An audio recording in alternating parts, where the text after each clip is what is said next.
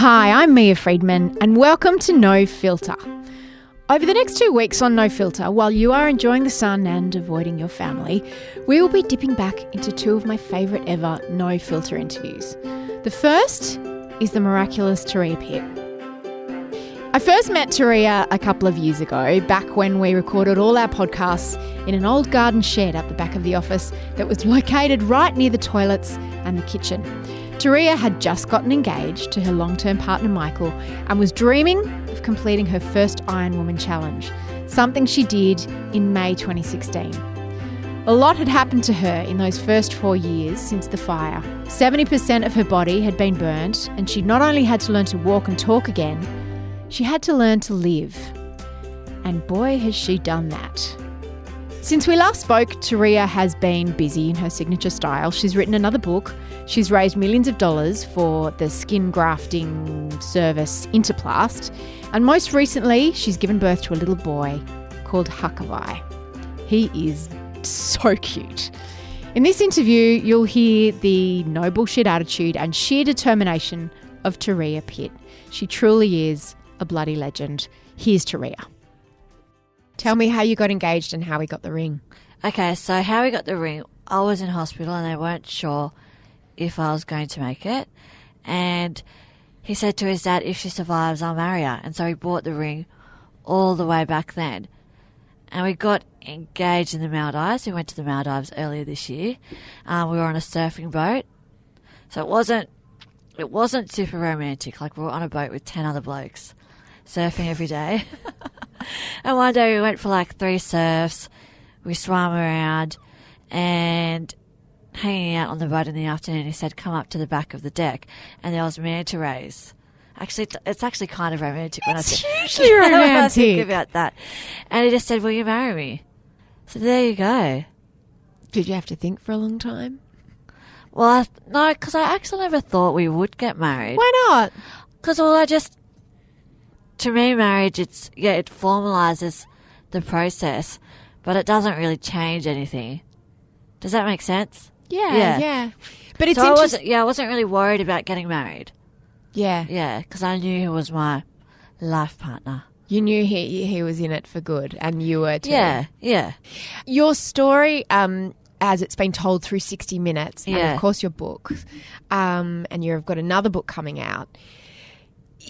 You could have been defined by the fire, but you really haven't been, have you? In some ways you have, but you haven't let it define you or restrict you. Yeah, I guess that's kind of hard because physically it's pretty obvious what I've gone through. But for me emotionally, I think, the fire was only 5 seconds of my life, and I don't want to let that 5 seconds tell me who I am and what I can do and what I can't do in this world. So, but it's weird, every morning when I wake up, I see my hands and I remember what happened to me. And then I just get out of bed and get on with my day, I guess. When you just showed me the ring, you showed it to me on a chain around your neck. Well, it was on my finger in the Maldives, but it fell off like 6 times in an hour. So I just thought, you know what, I'll just put it on a chain around my neck. You That's lost safer. 4 fingers from one hand? Yeah, so I've got 3 fingers left. Oh, out of 10? Out of 10. Is one of them your ring finger? No. No. You lost your ring finger. Jeez. That's inconvenient. It is inconvenient, isn't it? Out of all the things. Take me back to that day if you can. In everything that you've described it, talking about outrunning the fire, realising that you were in grave danger. Can you tell me about that time, that moment? Yeah, I guess, one of the really striking memories I have is when all of us were on the valley floor and we could see the fire approaching it. And at that stage I was really distressed and panicked and I was crying. And one of the other men from the fire actually took the time to turn to me and he just said, don't worry, everything's going to be okay. And I think that's extraordinary. To him, I was a perfect stranger. He had no idea who I was, and yet he just took that small moment when his life was in danger and his son's life was in danger to reassure me. And I think it just shows that, humanity, the best in humanity can just show up at the worst times. Now, that man is Martin Vandermeer, and he's actually passed away now. So he survived the fire, but he got hit by a truck training for another adventure race about 2 years ago. Oh, Turia. Yeah, I know. But, that's just another example of how fragile and precious life is. We've got no idea when it will end. And so I guess for me, I always just try to make the most of what time I've got on this planet. Do you have many memories of that time? How many of them are your own memories of that day, and how many are just people retelling you what happened to you? I guess it all kind of gets a bit blurry, doesn't it? If I asked you to remember a day in your life, even if it was a really significant day 4 years ago, you'd be able to describe a few seconds of it, but a lot of it, I think it's just probably filled in by what other people have said. Even all of us survivors, we can't even agree on what happened on that day. Yeah. Yeah. And my partner was a police officer. Yeah. Yeah, he looked really cute, and he's a hottie. He's pretty cute. He's really hot. Yeah. And you know what though? I think he's so beautiful because of his personality. That's too. very true. Just like my mum, like physically attractive, but just the most beautiful person in the world. So I totally got sidetracked there. Yeah, people recall what happened on that day in different ways and have different versions of it, even the people that were there. That was so eloquent. I couldn't have put it better myself. Yeah, that was good. Exactly. So I don't really know. And to be honest, I don't really think about it that much. Do you remember the pain? Well, the most painful thing about my journey, it wasn't actually getting burnt, because when you go through something like that, your body's in total shock. You've got adrenaline pumping through your body, so you almost don't really feel it. But once I woke up in hospital 2 months later, that was really where the hard work began, and that time was excruciatingly painful. And, one of the most painful things for me was learning how to walk again. So I had like 5 physiotherapists around me helping me to my feet, and I was in so much pain. And I just remember seeing my mum, and she just had tears staring down her face. And that's the only time I've ever seen my mum cry on my journey. And when I saw her crying, I just thought, oh, this must be really bad if even my mum's crying. She must have cried a lot but hid it from you, right? Yeah, I guess she's just, I feel like a little weakling compared to her, to be honest. But, she's such a strong and powerful woman. And I know she would have cried for sure, but of course she hid it from me. Was the realisation about your injuries, was it something that progressed? Because I imagine you were in a coma, or you were put into a medically induced coma, you were on a lot of drugs. How did you realise progressively what had happened to you? I guess you realise the extent bit by bit. So I would ask them if I'd lost fingers, and they'd say yes, and I'd think, okay, well, I've lost a few fingers, which, it doesn't really seem like a big deal. And even my burns, I didn't ever really see them because I was always bandaged up and in compression garments. So it was when I started trying to do physical activities like walking stairs, and just how extraordinarily difficult that was when I realised that the journey back to health would be long. Tell me about the stairs in the hospital. Why did they become so significant? I guess because I realised that if I was going to get better, I needed a ritual. I needed a habit to help me get out of the black hole that I was in, and so I chose the stairs.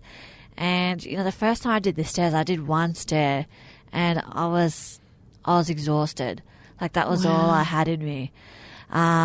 Is it, can you explain to me, is it the fact that your skin has been burnt and is tight? Is it the fact that your muscles had wasted because you've been... Yeah, both of those. Right. So muscles atrophy and your skin's really tight and you've lost all your coordination. So just learning how to stand up out of a chair, I was just like, how do people do this? Like, it's so hard. I just couldn't.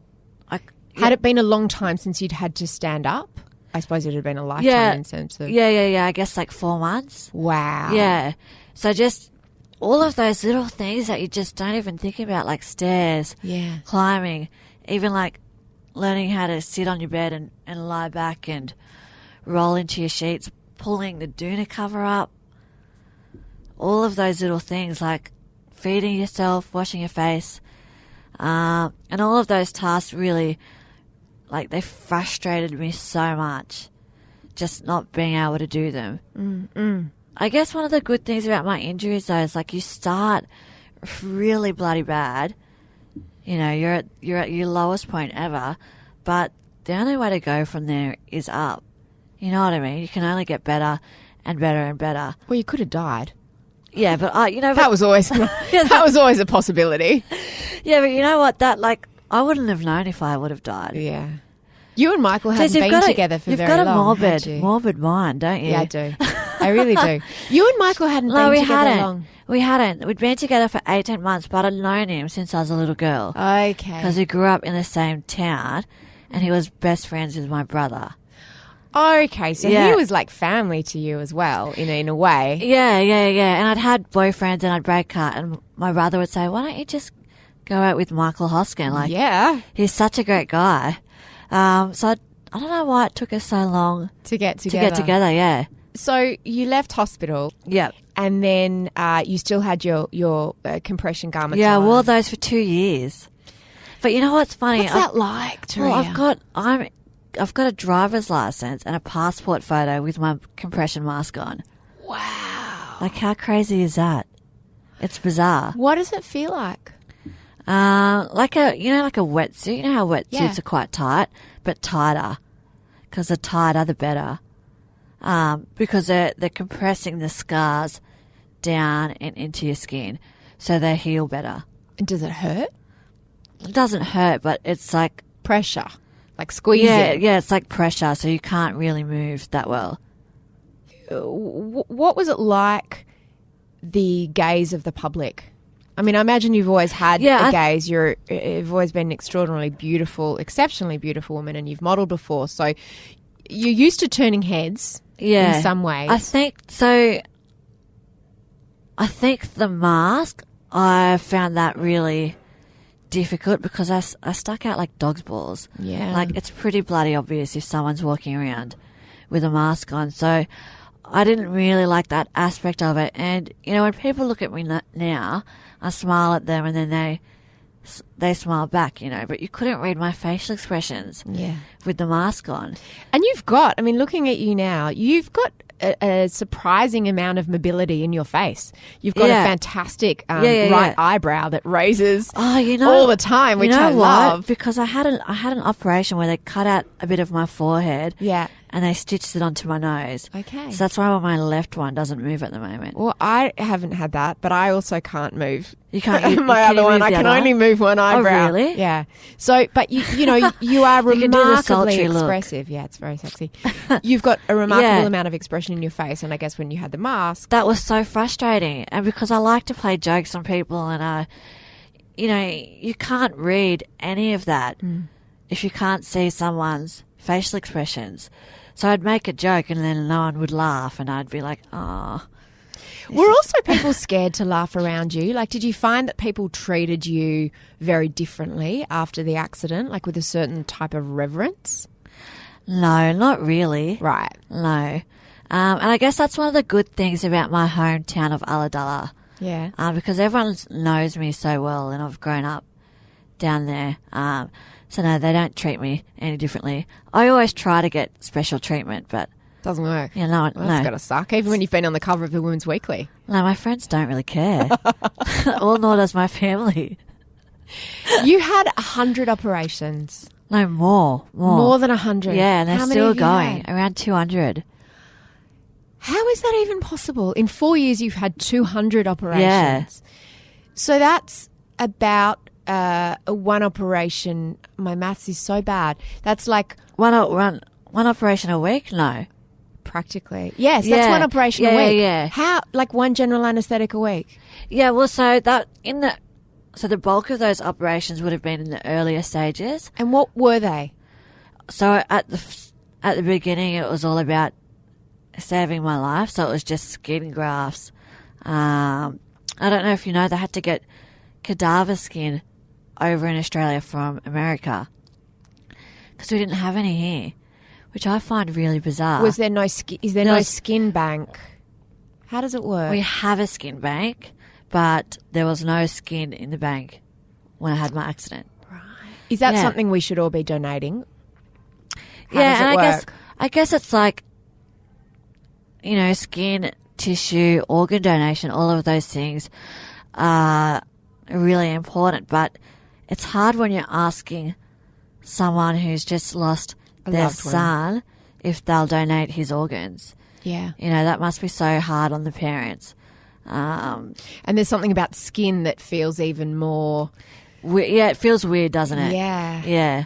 But the interesting thing is, like, 1 in every 5 people who die are suitable skin donors. I've never even heard of the idea of Yeah. donating skin. Yeah, and a perfect skin donor is someone who's drowned. Just Really? FYI. Yeah, because they don't have any trauma. Yeah, isn't that interesting? Where do they take the skin from? Of their body. On a donor. Well, probably their back, chest, stomach, and legs. Wow. So you had to receive the skin of donors, but from America. Yeah, American skin donors. So, and the funny thing was, they got the skin to Kingsford Smith Airport, and customs, they wouldn't let it through. Orcs. Yeah, I know. How awkward is that? They wouldn't let it through, so my surgeon just got on the phone and said, mate, if we don't get the skin today, this woman is going to die. So where did they put that skin? So they put that skin on my burnt areas. Which are where? Okay, so my legs, my arms, face, neck, bum. Right. Yeah. Why those areas got burnt? Well, because I had clothes on the other areas. So your chest was covered? Yeah, so during the race I was wearing a shirt and shorts. Okay. So But why didn't they just catch fire and disappear? the clothes, well, I guess because the fire was moving quite fast. Mm-hmm. So we would have only been in the fire for, I think, around 5 seconds. Okay. It must have just moved past us. I don't really know. Because your hair, for example, one of the first things I said to you, you've got the most extraordinary hair, and I've thought this every time I've seen images of you, and I always thought, is that a wig? Because it's just too good to be real. Yeah, and you know what? A woman came up to me in the shops one day and said, "Is your hair real?" And she yanked my ponytail. What a bitch. So your hair didn't catch fire? No. And you've 'Cause got I was wearing- eyelashes? Yeah, because I was wearing a hat. Okay. So it's weird. I don't... So the donor skin went on all of those areas. Did you have donor skin put on your face as well? Yeah, everywhere. So it gets put on all of your areas that are burnt. So they remove the burnt skin or the bad skin and they put on the cadaver skin. And they do that because if you've got burnt, if you can just explain, if you've got burnt skin, it just is like having something... Well, it's not there. Right. It's not there But anymore. it can poison your body. Like they have to get rid of it, right? Yeah, they have to take it off. And then they need to cover you with something for the interim, which is where the cadaver skin comes in. But with skin, it's a little bit different from organ donation because all of the skin on my body is actually my own. Oh. Yeah, because people are always like, "Oh, can I donate skin to you?" No, you cannot. That's really sweet that people want to do that. It is very sweet, but they can't. So they cover you with cadaver skin while your own skin grows underneath on your good spots, on your unburnt spots. So let's say, for example, my stomach. So the skin grows back on the stomach. They slice off the top layer and they put that on your areas that were burnt. Yeah. And then your skin grows underneath it. Not on the burnt areas, no. So you said it's your skin everywhere. Yeah. Where's your skin come from? The new skin. It's from me. So let's say my arms are burnt. So they take the skin from my stomach. Yes. And they put it on my arm. Oh, your own skin. Yeah. So they just needed the cadaver skin to cover me. Okay. Otherwise it'd be like a peeled grape. Okay. Lying there. So your stomach wasn't burnt, you said? No. Okay, so we'll be able to get pregnant. Well, I don't know. I haven't tried yet. Right, but you didn't have internal damage in that. No, This is no. a very personal question. I'm so sorry. I just asked lots of really No. It's personal fine questions. because it's good, and I guess a lot of people don't know this stuff. Yeah. Yeah. So you will be able, your skin will be able to stretch on your stomach if Yeah, you... but, even if you are burnt on your stomach, you Yeah. can still have kids. How do you do that? Well, the skin just stretches. Oh, Yeah. like with regular skin. Yep. It's just not as stretchy. Because I was going to ask you about the cadaver skin. It's interesting that you say that because when I look at you, the texture of your skin it's all the same. It's not Yeah. like, I imagine with cadaver skin, some of it would be Yeah, I had- hairy old man. Yeah. I had Like all like black different- people, Asian people. Wow. All of those different colours. So you were like a quilt, Yeah, multicoloured person like quilt. a Benetton ad, but with skin. Yeah, exactly. Okay, so you leave hospital, you start, of course, because you're Turia and you don't just go, I'm just going to live a quiet life. You start immediately challenging your body. So it's not just enough that you can walk and walk upstairs.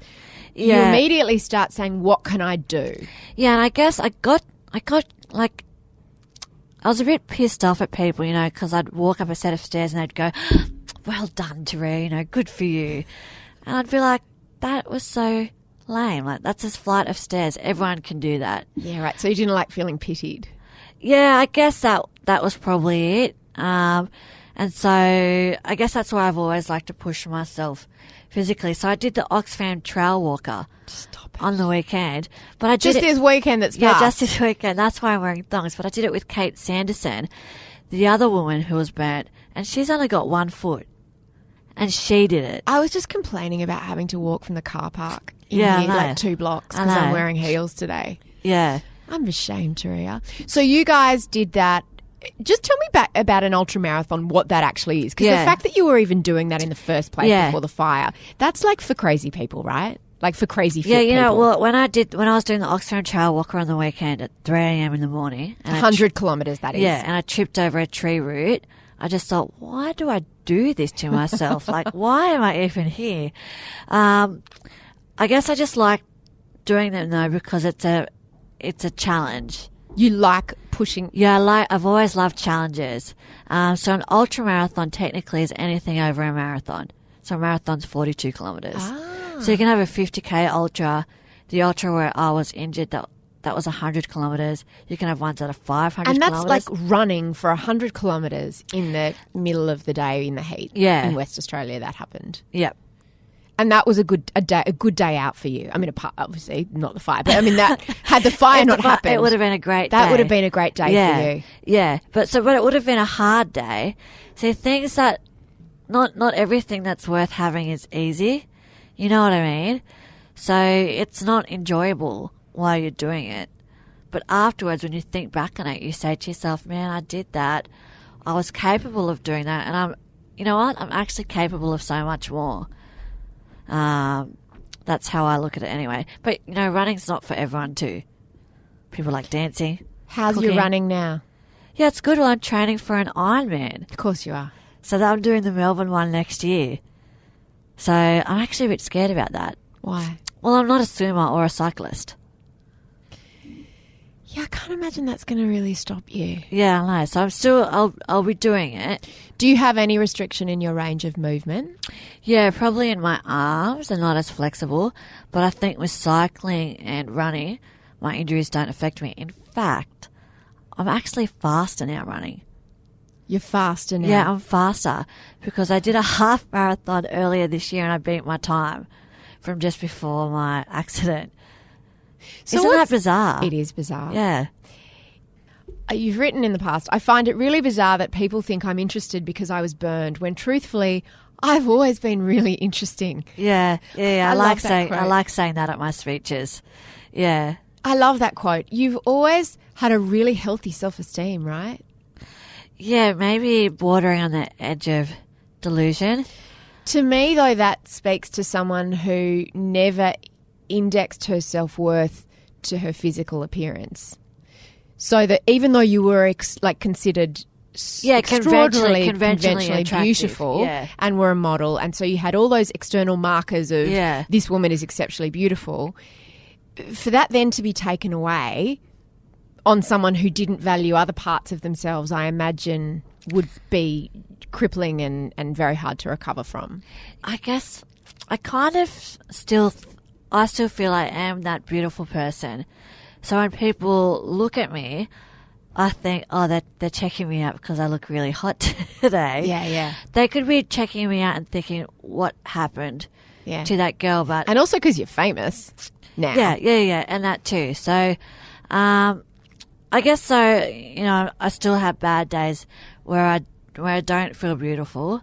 But we all have those bad days, don't we? What's a bad day like for you? What does it look like? I guess when things don't go right in your day, that's always really annoying. And sometimes, actually, you know what? Today it's 4 years. Today? This is the anniversary. Yeah. Oh. So I thought about that this morning. And so I felt a bit like, I can't believe everything that's happened since. But it's not a bad day for me at the same time. It's not a bad day? No. It's still early though. Because you look at... there's still time to reach for the vodka. I guess you look at what you've achieved in those 4 years. Yeah, and so when I think back on what I've achieved, I'm like, how have I done all of that? And, when I look back to my time in hospital, I think, how did I get through that? Like, I'm amazed at my capacity to reinvent myself. Is there anything you can't do now? Anything you have to be careful of? Anything physically? Yeah. Yeah, I guess one of the things I miss are my fingers. Like, you just don't realise how bloody useful those little... Can you text? Yeah, of course I can text. Thank I can God. social media. I know, Thank thank God. But, so for example, opening that water bottle. Yeah. So if it was sealed, I might struggle with that. Right. Yeah. So I would need to ask someone for help.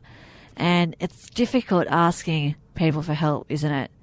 We don't like to rely on other people, but people actually like helping others, don't they? So I guess that's one of the things I've learned on my journey. If I ask someone to help me, they just say, yeah, no worries, of course. Yeah, it's quite humbling though for someone who is as fiercely independent as you. Yeah, and that's one of the things I've really had to get over. I'm not as physically capable as I was. And I look different, and I don't have 10 fingers on each hand, but at the same time, I think the fire has taught me so much, and it's taught me that mindset is everything, so in a way I'm grateful to the fire for that. You talk about the excuses people make, like you're doing the Kokoda Trail last year, right? And you're trying to get people to come along with you. Yeah. And what are some of the excuses people have given you for why they can't? I'm just really busy, like I'm juggling a lot at the moment, or and that's totally... Too old, I'm too tired, I'm not fit enough. Yeah, like, what's with all the excuses? Just do it. Because you don't know if you can do it until you give it a crack. So I always have a little laugh when people give me those. I'm sure excuses. You do. I can't believe they give them to you. Yeah, and I've just hurt my back recently, and I'm like, really... Speak to me about that. Yeah, speak to me about injuries, mate. I wanted to ask about your relationship with Michael. Yeah. Because you'd been together for 18 months, although you'd known each other for many years. Things suddenly became very unequal in terms of you were completely incapacitated. Yeah. I imagine your relationship before was very equal, very feisty. You both loved your physical fitness. You both... Yeah, exactly. And then overnight it went to patient carer role. So that was really testing on both of us and on the relationship too. How have you navigated your way through that over the past 4 years, and how's it changed? Because I imagine it's not patient and carer anymore. No, it's not patient and carer anymore. So we're back to almost back to where we were before. And I guess, again, that's one of the good things about my injuries, that I am able to reclaim so much independence. But I think it's definitely deepened our relationship.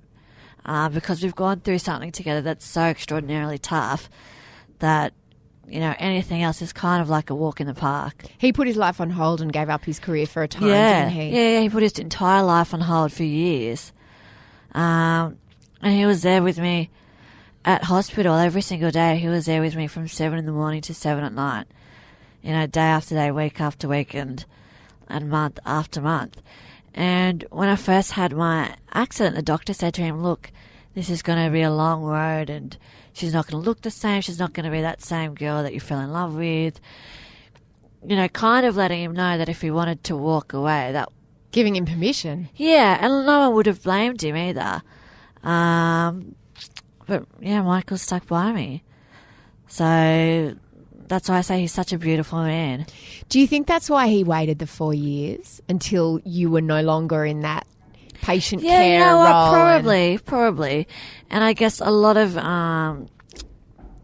you know, the media, I don't like to classify you as one bunch, but, you know, months after they were saying you're going to get married, you're going to get engaged. Everyone wanted that to tie it up with a bow really quickly. Yeah, and so, you know, Michael had his own timeline and own agenda, and honestly, we were just focused on my recovery too. So that was kind of the last thing on it, both of our minds. But yeah, the past 4 years has been all about me, which has been good. Yeah. But now, are you learning to... Yeah, and I've learnt that, you know, I'm not Michael's whole life anymore. He's got his own life, he's got his own friends, he's got his own work, he's got his own stuff going on. Must have been exhausting.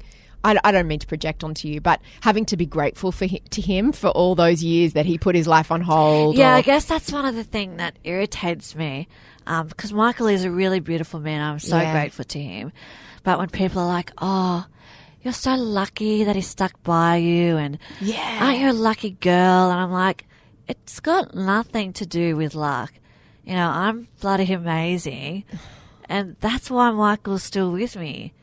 Because if I was... He's lucky too. That's what I say. Like, we're both really fortunate to have found one another. So I get, a little bit irritated with that. Yeah, he won the jackpot. I think we both did. You both did. Yeah, we work well together. We bring out the best version of each other.